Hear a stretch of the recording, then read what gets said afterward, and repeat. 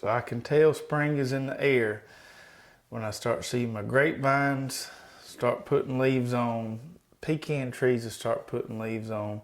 And the first thing, fruit-wise, to come along in the spring are these puppies right here. And not a lot of people know about these because not everybody's got a mulberry tree in their backyard. Do you remember that day you come in and asked me what kind of tree that was growing blackberries? Blackberry tree.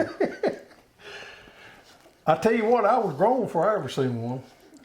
They are good. Now they'll stain your hands. They're a little bit different. They're not seedy like a blackberry, and they got that stem in there you kind of work around. Well, they are good. We made some wine off these a year or so ago. It was real good. They make good jelly too. You don't show know. one up there for everybody. It looks like kind of a long blackberry. Mm-hmm. Well, let's say hey to everybody, and then we can go. I'm going to show them what these look like. All right. Hello, everybody, and welcome to the Row by Row Garden Show. We're excited to have you with us tonight.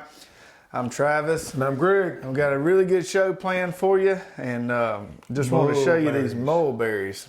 Mulberries. Because some of them are a little longer than others there.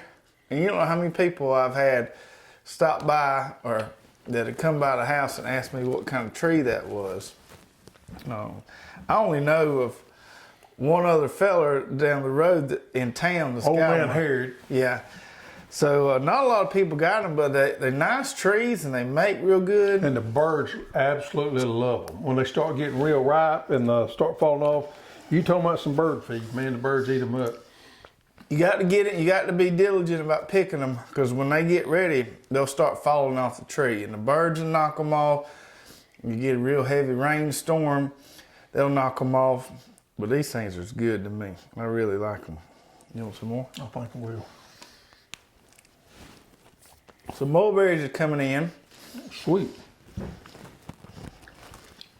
My old taters, old slow growing taters, finally, the red ones at least, got up enough to where they needed to be, had a little dirt thrown to them. So I healed my red taters yesterday afternoon. So did I. And that kind of made me feel better about things. It's just having to be patient. They ain't as big as everybody else's taters, but got a feeling they're gonna get there. Taters just seem to do better in sandy soils. Yeah. And you got kind of that clay lumpy soil there for the time being. And just taters love that sandy soil, and they just gonna do a little bit better in those type soils. I think what happened was that piece of seed tater there, because that soil's kind of clumpy and rocky and stuff, that it took it a lot longer to get a good foothold down there with the roots. What happened is you didn't have enough soil to seed contact. Right. You had some air pockets in there that caused some problems. Yeah. And couldn't get a good toehold. Yep. So that, while we're on that subject here, I don't care what kind of seed you're planting. When you can increase that soil to seed contact, your germination is a lot better. Prime example of that, if you've ever planted anything and went behind it and packed it or rolled it, that will help your germination a lot. So, Takes those air pockets out of there. We're going to get there. It's going to take some time. We're going to get that soil built up. Your corn's coming up. You had your corn video, your honey select. I saw it earlier. It looks good out there. Yep. Probably have to thin it out just a hair. Yep, that's okay. I'd much rather thin than I had to put skips in. Yeah, I would too. I got the drip tape laid for my corn, my incredible corn, and I'm waiting on it to dry out. I messed up. So it always happens if I decide to lay my drip and plant on separate days. It would come a big rain and then throw my schedule all off. So as soon as it dries back out, I'm gonna plant my incredible sweet corn. Well, we've had a dry spring around here. We did get a rain last night that we needed. We've had kind of a dry spring, so it indicates to me we may end up having a dry spring when we had a wet one last year. So that drip tape's really gonna pay off this year. I can already tell. I wish I'd used it more than I did earlier in the year because I'm having to do quite a bit of overhead irrigation that I wouldn't have to do. Now I did put it underneath my tomatoes and my pole beans and my corn and all that, and I'm gonna continue to do that, but I didn't put it underneath my onions, and I could have seen where it came in handy. It has on mine. I've been cause we went almost a month there, it seemed, without a good rain, and I was running on my onions every other day for 3 or 4 hours at a time. and you could go out there the next day after running 4 hours and they soaked it up or it had evaporated up. And the shallots are looking good. We're really excited about these shallots. I thought we were going to have something. You pulled yours in? I have not pulled them, but I've been keeping the juice poured to them, and they're green and they're growing, and man, they're looking good. I got some elephant garlic stalks. It's about big as around as my wrist. Yeah. And my leeks is coming along too. Now I'm going to have to do either some research or kind of ask the audience on. I ain't sure when I'm supposed to harvest them leeks. I don't know if you wait till the tops die off or wait till they get a certain size. Yeah, I'm not 100% sure on that. But they still growing, kicking, looking good. So I'm gonna just leave them down there for the time being. I want to show everybody these right here. Thing's wet, heavy. So this is a whole tray of red burgundy okra. I'm getting this wet there, ain't I? And these ain't long from being ready to go in the ground. I'd say probably another week or so, and these will be ready to go. If you want to be the first one to have okra, this right here is the way to do it. And I had somebody on a Facebook group the other day asking about growing okra from transplants, if they had any success with it, and it always works really great for us. Yeah, you just got to be a little bit careful, and I've made a mistake before, even with transplants, putting them in the dirt too early. I don't like to put my okra in before the 1st of April, even if it's a transplant. Oh, right, yeah. So, next week or the next 2 weeks, these babies will be ready to go down, and we'll just set those on 1 foot spacing on top of every drip emitter, and be good to go. What's your row spacing on your okra? I've done it a couple different ways, and I seem like I just change. I go back. So I've done the double row before, and that works really good because you conserve some space and you can pick it from both sides. But lately, I've been going with a 3 to 4 foot so I can get in there. It depends on if you prune it or not. If you keep it pruned, you don't need it as wide but when it gets big and if you don't prune it, it can be tough to find. Yeah, if I was growing for a market garden or for production, I'd go on a 3 foot row, but I plant mine on 4 foot. Gives me plenty of room to get in there and work. Depends on how much room you got. Yep. If you got it, I'd say 4 foot. You'll appreciate that when you start getting in there and having to cut it every other day. That's right. And then we both got our tomatoes planted, but our peppers, we just started stepping these up. So this is what we step them up to. This, I think you call it a 1801. 3-inch pot, something like that. 4 inch is what they call it. Pot. Yeah. So we buy these. They come in. These are all connected. I think they're 18 to a flat, and they go in a regular what we call a 1020 tray. The little holding tray. And so I've been going out to the greenhouse and trying to. We've got about 10 varieties of peppers out there, and I've been trying to step up a couple every day. And this is a Cuban ale there. Now, I like to step them up out of those trays like you've seen there. When they start getting that second set of true leaves, I don't want them to get root bound in that tray. So once they get that second set of true leaves, or you can actually see a third set coming along there, that's when I'll step them Now up. the farmers plant them directly out of that, directly out of that tray there, and we plant our tomatoes out of there. The only thing we really step up is peppers. And maybe an eggplant or two. So once you put them in this right here, and it takes them a couple days to get acclimated, but once they get in here and they start growing roots and you shoot the fertilizer to them, they will take off. Yep. And those right there. And then the last thing before we get into tonight's main subject, you want to do a drum roll? Not really. Okay. Let's show everybody this beautiful piece of equipment right here. Yeah, we just come out with this. We got it in production. We've been working on it a while. We showed y'all the prototype here a while back, but we have got these and we'll have them in stock probably in the morning. Well, as of the airing of this video, they should be on the website. So if you go to the website, under garden tools, there's the tab that says long handle tools, and you can see it right there. So I'm more in charge of assembly than I am. Assembly.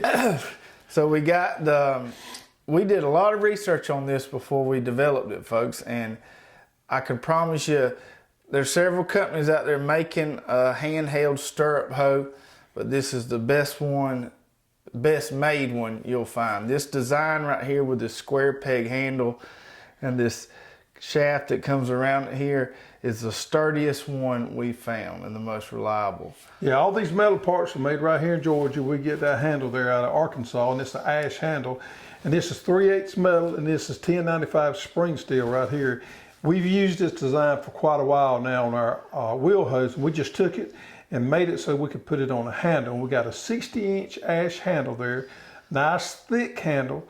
So this ain't no baby toy. This is a get her done type toy. And that 6-inch handle, for your real tall folks, I'm 6'1", and I choke up on this 60-inch handle a little bit. So it's gonna work for everybody of all heights. We went with a 1/4-inch, 3/8 inch steel here. So it's a little lighter, a little more maneuverable and workable than the one on our wheel hoe. Same blade as on our wheel hoe there, sharp on both sides. I mean, we are pumped about this baby. If right you here. was to ever wear that out, and I've yet seen one wear out, you can replace those blades. We have replacement blades for them. That's right. So go on the website, check that out right there. We'll probably have some videos coming out with that pretty soon. But beautiful tool and a hard working tool. Yeah, we're too. real proud of that baby right there. That handle's pretty long. If I can get it back over here. All right. So tonight's show, we're going to be talking about winter squash. And if you have any questions, as always during the show, put those in the comments, please. And we'll be glad to get to them on next week's show. But you don't know, I've had, seems like more than ever recently, a lot of people calling and asking about winter squash. Why are you talking about winter squash when it's spring? So winter squash doesn't mean we plant them in the winter. Nope, just opposite. We plant them in spring, usually a few weeks after our summer squash. They like a little warmer soil to germinate, so we wait here till about April. And then they're usually, most of them are around 90 to 100 days, so we'll end up harvesting early July. And then most of them store really well, sometimes up 6 to 8 months into the winter. Hence the name winter squash. Now our friends up north, we do some business, and I travel up there quite a bit to Amish country and up in Ohio.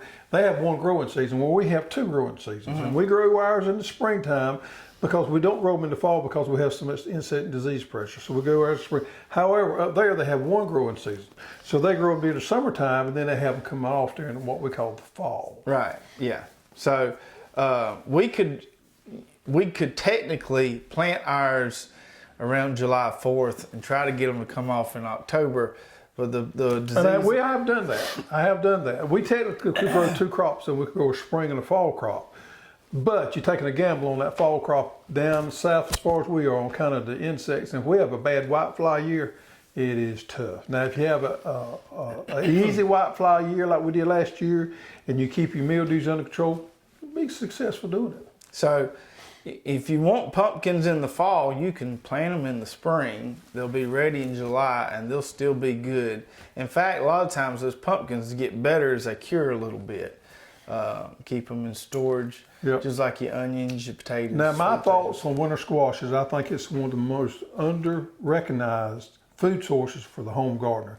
I think more people should be growing them. I think more people should be aware of them because it is something you can grow. And when it gets ready, it stores for a long period of time without any refrigeration or any special care. That's right. All you got to do after it matures is put it in your barn, just like you would your onions, and where you got a little bit of airflow in a shady area that's halfway cool, and then babies will last and last and last. And it is a great food source that you don't have to worry about refrigeration, you don't have to worry about canning, you don't have to worry about freezing or anything like that. And I have really come to appreciate the taste of them a lot more in the last 3 or 4 years. Any crop that's a one-time harvest that stores really well, to me, is an extremely valuable crop for the vegetable garden. Onions, potatoes, sweet potatoes, garlic, and winter squash. Anything that I can just go out there and grab one off the shelf underneath the barn, you know, cut it in half, throw it in the oven, makes it really nice. And they're pretty maintenance free to grow. I don't really recommend growing these kind of in the middle of your garden because they're going to sprawl a little bit. But it's nice to have your little dedicated winter squash plot. And you can plant them in their rows as close as 3 to 4 feet. But what's going to happen is they're just going to sprawl over the whole area, kind of like watermelons. Yeah. And you might have to wheel hoe it initially a little bit, but they're going to cover the ground. You're not going to have to really deal with a lot of weed issues. If you got them on drip, the water's not going to really be a problem.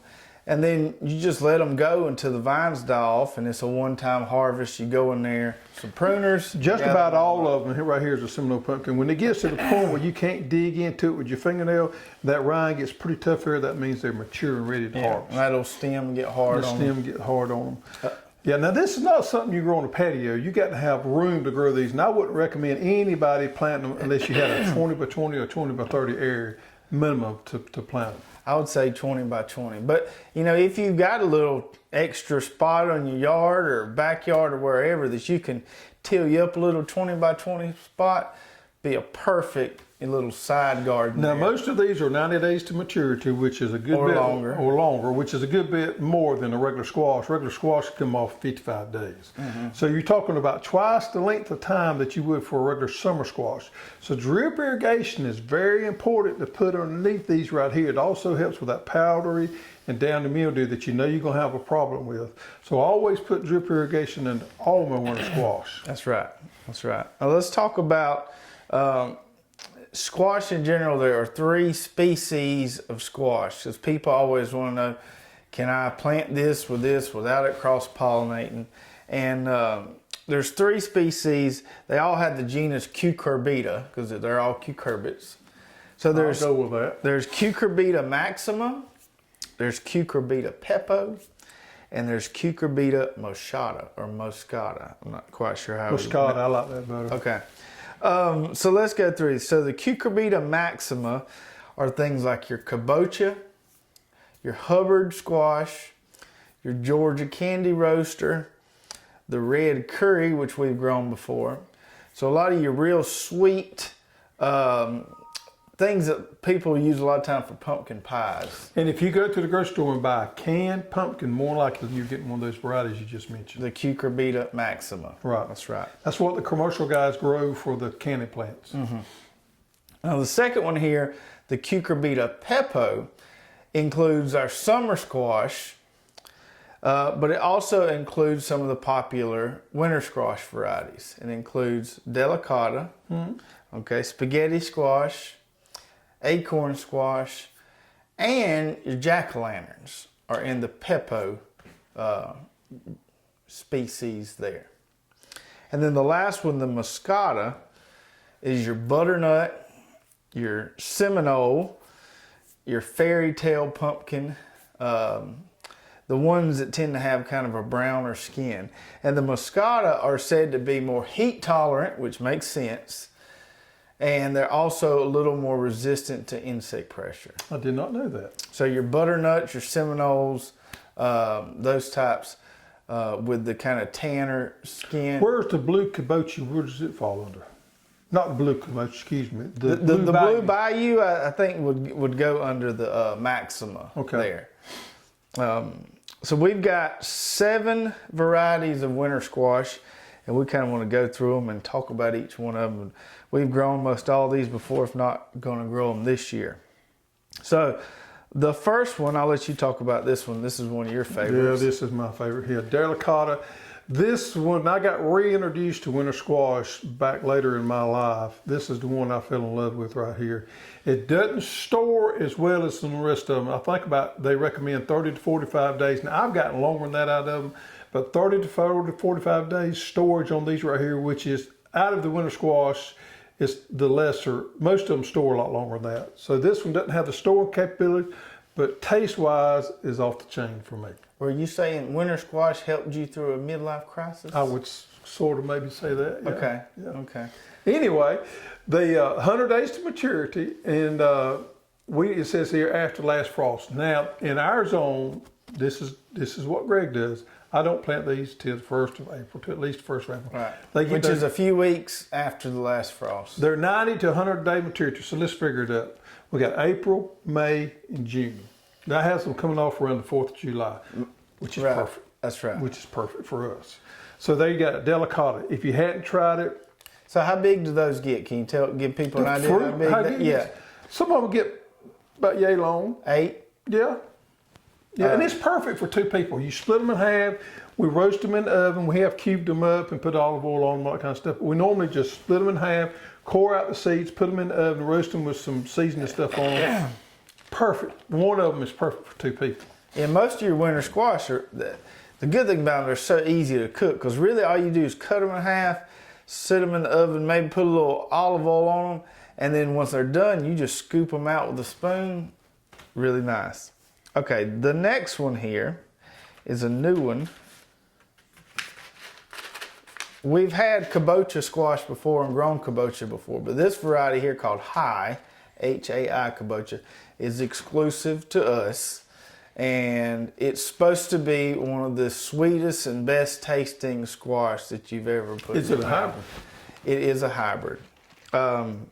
It's resistant to zucchini yellow mosaic virus, which is evidently something that these kabocha squash can get.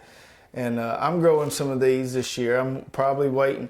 After I get my corn planted, I'll probably start focusing on the winter squash and plant these in the next few weeks. So I'm going to grow some of these. These store pretty well. They have a harder rind on them, nice yellow flesh in there. And I would say with the delicata, these right here are right up there as far as the sweetness of the taste. They're just absolutely amazing. You can use them in soups or just eat them. Yep. Cut up. The next one here is this Hoss butternut squash, which is also exclusive to us. Yes, and what makes this more unique than your regular Waltham or regular butternut squash is these right here don't have that big pronounced bulb on the bottom. So a lot of your butternuts have that kind of skinny neck and then the pronounced bulb. Looks like a light bulb. These right here are more uniform all the way through, and they're supposed to be extra super productive. So that's an exclusive variety that we've got that we're really excited about. Can I do this one? That one, do that one next. You do that one. That's your baby right there. Okay. And then the last one, we kind of separated these out. We'll do the pumpkins here in a minute. The last one here, which is my favorite, and one of the most productive crops you can grow in the garden, is this small wonder spaghetti squash. And I've got videos out on this guy here. You can get, I'd say on average, about 15 fruits per plant. I grew a 60-foot row of them last year with about 3-foot spacing. And man, I had over 250 of these things I harvested. Buckets and buckets and buckets of them. They're smaller than your grocery store spaghetti squash. They're kind of personal size for 2 folks or 1 folk if you're real hungry. If you're a big boy. Yeah. So, but if you want something that's going to blow your mind as far as how many fruit it's going to produce, this small wonder spaghetti squash is great. And I'm actually growing in my plot there, my winter squash plot. I'm going to plant half in this and half in this. And since this is Peppo and this is Maxima, I don't have to worry about them. Cross-pollinate. That's right. Wow. Okay, let's get to, we got 3 pumpkin varieties that we're really excited about. I'll let you start. Okay, Seminole pumpkin that we've grown for quite a while now. And this one right here is the one I grew last year. These are absolutely the most disease and insect resistant pumpkin variety I've ever seen. The story is these things were found down in the Everglades of Florida. The Seminole Indians used to grow them for a food source, and they're native to the southeastern United States. Now, if you live in southern Louisiana, southern Georgia, southern Alabama, or Florida, any southern states where we have a problem growing regular pumpkins, you can grow these, and they're good to eat. But the main thing is they're resilient. Man, they are super resilient. So there you have the Seminole pumpkin. What did John Anderson said, way down south in the Everglades. Way down south. All right, fairy tale pumpkin. And you probably heard me tell the story on this one right here before. I found this one in Germany, in Mannheim, Germany, at a farmer's market one day. And me and old boy couldn't communicate very well. He spoke German, and I spoke South Georgian.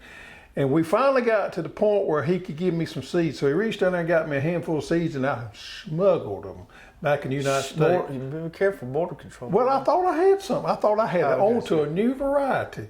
So what I did was I come back and started doing my research. Well, come to find out, there was plenty of these seeds in the United States and people were growing them. I did not know that. So we started growing the fairy tale, which is muscadine. Over there they call it Muscat de Provence. That's better than what I would do with it.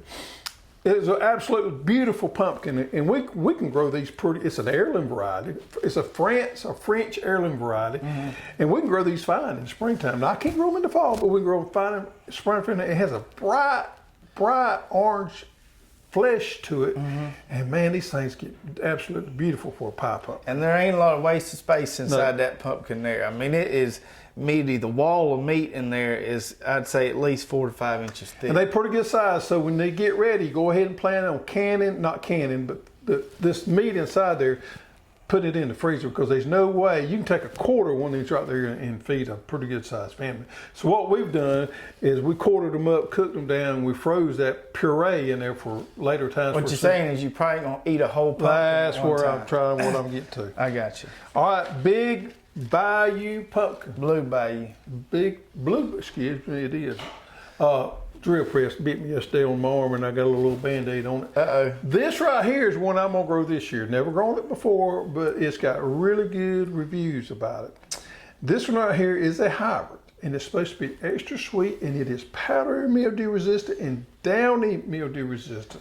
So I'm gonna plant me a pretty good area of these right here. I'm excited about these bad boys. They pretty, and we're gonna see how they turn out. So what's unique about these is you've got the blue pumpkin, the heirloom blue pumpkin that kind of looks like that is called Gerardale. Right. And as with a lot of these heirloom pumpkins, they just aren't that productive, and especially down here where they're just susceptible and will get eaten up in a heartbeat. This is a blue pumpkin that tastes really good, and it's got that resistance. So if you've ever wanted to grow a blue pumpkin and have that kind of hybrid productivity and disease resistant, that's your way to go with the Blue Bayou there. So check out all of those, the butternut, spaghetti, kombucha, delicata. Pick you out one of those to grow. Get you a little 20 by 20 or bigger, and get those. I forgot about that. Look there, folks. We had a customer come in earlier in the week from Dade City, Florida. Miss Joanne brought me 2 of these right here. Now I have done ate one of them. But I want y'all to look at the size onions she had grown. She was proud of them, and she ought to be. Look at there. That is a fine species of an onion right there. Now, Dade City is right above Tampa, so they're a good bit ahead of us in zone 9. That onion, just to give you an idea, folks, in diameter, that's a good size onion there. It's at least 6-7 inches in diameter. Yeah. Way bigger than a softball. Oh yeah, I've never grown them that big. She grew them from sets, special variety, and we're going to try to get our hands on some of them. Yeah, I'd like to try some of them. We will see. We will see. I imagine you got to pour the water to them right there to get them. Yeah, she talked about the way she grew them. It's just like the way we do. You pull, as they start getting bigger, you take your sweeps or whatever and pull the soil back from them and give them room. So that's plenty of fertilizer. Plenty of fertilizer, plenty of water. She knows what she's doing. That's right. How big are your? Mine are about baseball size. And growing by the day. Now they starting to really kick it off. Yeah, I'm baseball size or a little bit smaller on all mine. All right, let's get to some of our questions this week. And as always, if we answer your question on the show, send us an email to cussserve@hosstools.com, and we'll send you a nice prize. So what do we got here? What's his name? I can't read it. I think that says Cleole. I don't know how. Cleole says, is it too late to me to start green beans in Tampa, Florida? Pole or bush? Pole means they climb, right? That's right. So pole beans means they're going to climb, and you need you a panel or something other for them to grow on. I personally like pole beans because they're easier to pick and harvest. I don't think it's too late if you live in Tampa to start some. Now, when it gets real hot, they will drop blooms and not make. But Well, as long as she can get them off by the end of May, she's going to be okay. Yeah, she's gonna get several 50 good days harvests. to maturity on either one of them. We got two nice varieties. We got the rattlesnake, which I'm growing, and then we got your Kentucky Wonder, good old classic standby pole bean there. Can't go wrong with either of those. Get them in the ground though. I mean, you need to be getting them in the ground if you're in Tampa, Florida. That's right. You figure you'd come to your latest days of maturity would be the end of May. Back it up there for 50 days, and that would be the last time I'd plant. That's right. Okay, and then our second question here comes from Constance Lovejoy, and we were talking about pollinators last week, and she said, "Can trees serve as pollinators? Which ones, and which is better for pollinators, flowers or trees?" Well, absolutely, trees can serve as pollinators. Bees love trees when they're blooming. The thing about trees is you kind of have to think ahead of time, several years ahead, to grow trees for bees, and that's the reason we like flowers, because you can pop them in the ground and get them to the bloom stage quick. Bees love both. Flowers are easier and quicker. If you need something, boom, put them in the ground, grow them, you got some good pollinators. If you plant in a homestead for later on and you want to plant some stuff, absolutely, trees are wonderful. And I've come up with some varieties here that are really good for bees. Of course, any of your native oaks, or think about your native trees that bloom in the springtime, and then you're going to have something that's probably going to be successful. Try to stay away from things that are not native in your area, or that's not proven to be grown in your area. Just like us this far in the south, we can't grow an apple tree. So, I mean, apple trees are wonderful for bees. We just can't have trouble growing apple trees, so you wouldn't want to do that. So a magnolia that we grow here in the south are absolutely wonderful bees. Bees love them, and they bloom for a period of time. The Tupelo tree, which is kind of a southern thing, and probably Tupelo honey is the most prized honey of all. Right. Bees love Tupelo. Tupelo grows in the swamp, it grows on the rivers and the wetlands. Tulip poplar trees, black cherry tree, any kind of fruit tree, bees love. The only thing I would add there is with trees, you got to realize that bloom session is going to be relatively short-lived compared to that of the flower. So yes, it will attract pollinators, but you're not going to get the longevity out of it that you would flowers. If you plant some zinnias in spring, those rascals are going to bloom. And if you do to the succession frost. plantings, especially, if you keep some coming along, you would have pollinators or food for your pollinators all summer long. So you're going to benefit from both. Flowers are probably going to be a little bit easier, and you'll get some more longevity out of them as well. Yep. All right. That's going to do it for us tonight, and we got to get out here, dry out a little bit, and get to putting together some more of these stirrup hoes. Check those out, and we will see you guys on next week's show.